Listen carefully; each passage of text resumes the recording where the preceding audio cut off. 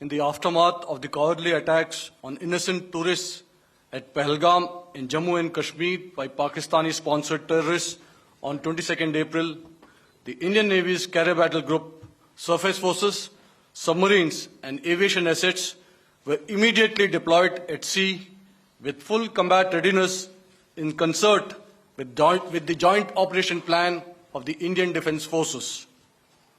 You may be aware that we tested and refined tactics and procedures at sea during multiple weapon firings in the Arabian Sea within 96 hours of the terrorist attack. The aim was to revalidate our crew, armament, equipment and platform readiness to deliver various ordnance on selected targets precisely.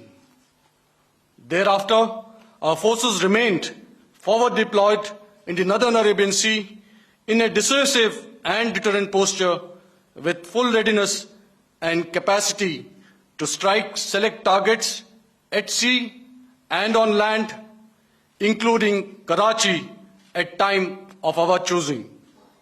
The forward deployment of the Indian Navy compelled Pakistani naval and air units to be in a defensive posture, mostly inside harbors or very close to the coast, which we monitored continuously. The Indian Navy maintained seamless maritime domain awareness throughout the duration and was entirely aware of the location and movement of Pakistani units.